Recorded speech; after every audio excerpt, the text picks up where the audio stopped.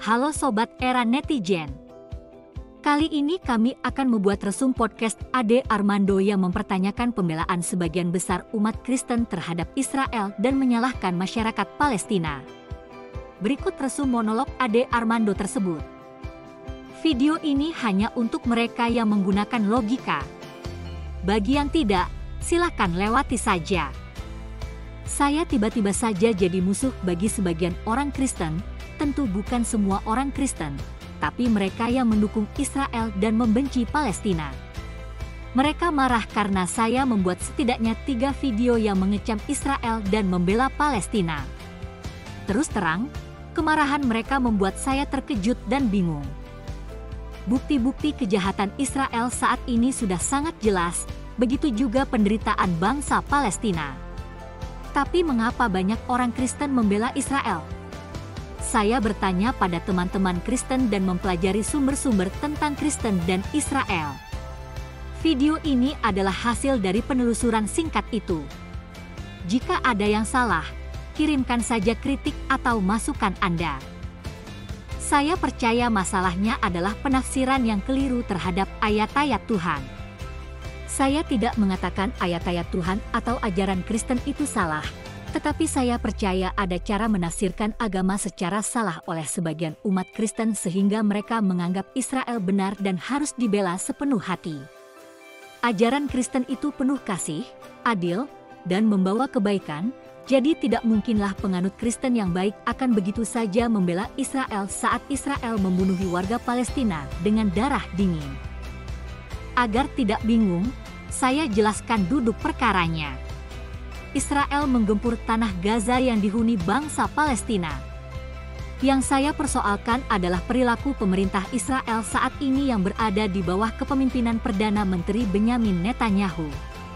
Rezim Netanyahu ini luar biasa bengis dan jahat. Serangan militer Israel itu benar-benar biadab. Sejauh ini, sudah lebih dari 35.000 orang Palestina tewas.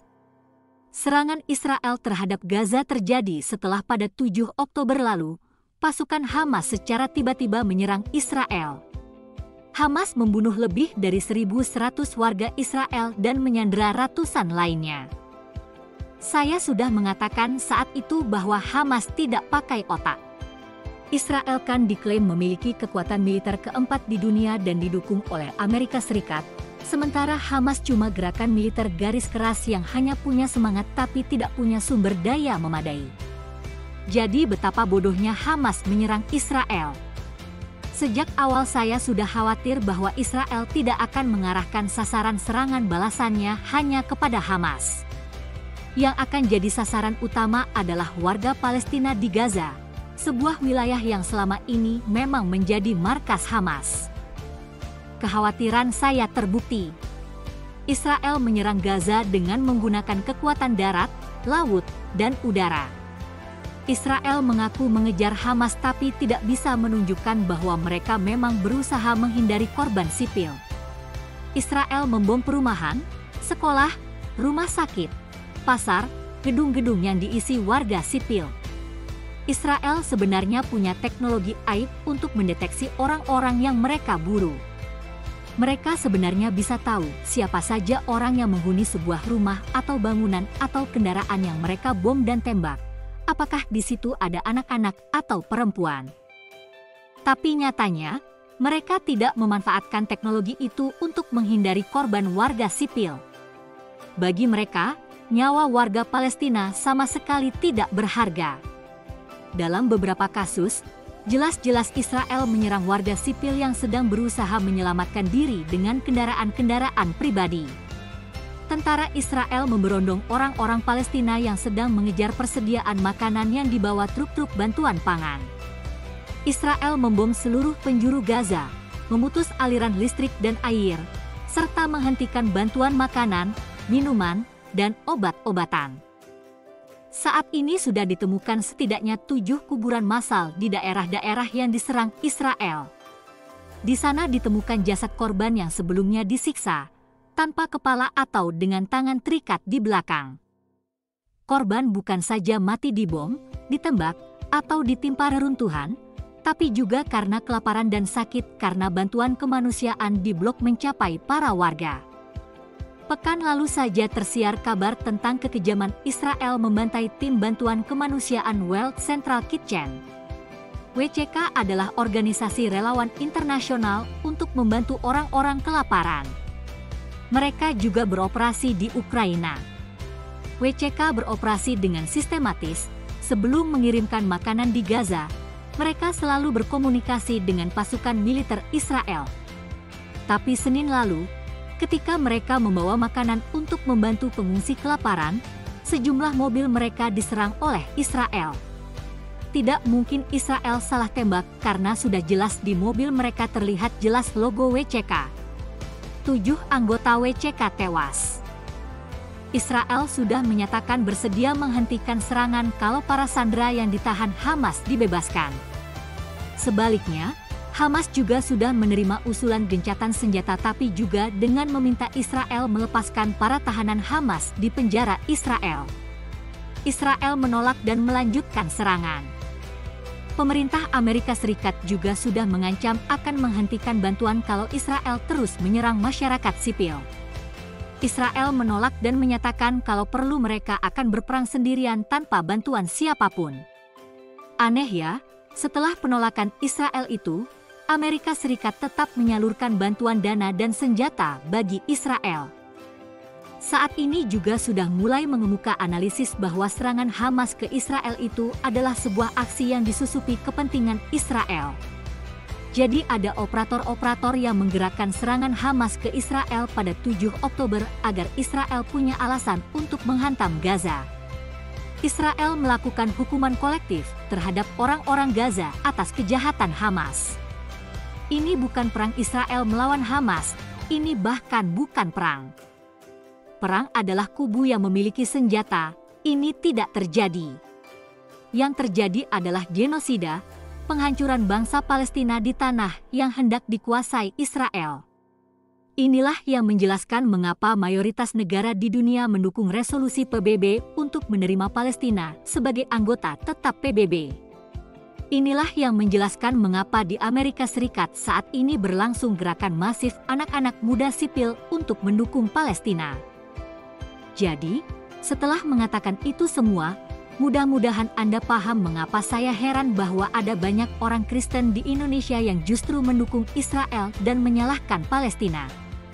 Apa yang dilakukan Israel sepenuhnya bertentangan dengan ajaran Kristen yang saya kenal. Lalu, apa penjelasannya? Seperti saya katakan, saya percaya yang terjadi adalah banyak orang Kristen yang salah menafsirkan ajaran kitab sucinya. Menurut seorang teman saya, di dalam Alkitab umat Kristen ada kitab Kejadian yang ditulis Nabi Musa pada sekitar tahun 1450 sebelum Masehi, jadi lebih dari 3.400 tahun yang lalu. Di dalam kitab itu ada ayat Tuhan yang menegaskan bahwa siapa yang mengutuk Israel akan mendapat kutuk Tuhan dan yang memuji Israel akan dipuji Tuhan.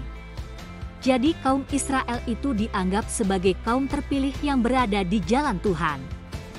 Karena itulah sebagian umat Kristen percaya mereka harus sepenuhnya mendukung Israel. Saya minta maaf sekali, tapi saya rasa ini tidak masuk akal. Saya khawatir ini adalah penafsiran yang mungkin sekali keliru. Apakah yang dimaksud Israel dalam pernyataan 3.400 tahun yang lalu itu adalah Israel yang sekarang dipimpin Benyamin Netanyahu? Kalau memang Israel adalah kaum terpilih, apakah mereka memang akan selalu berada di jalan Tuhan? Apakah Israel identik dengan Yahudi?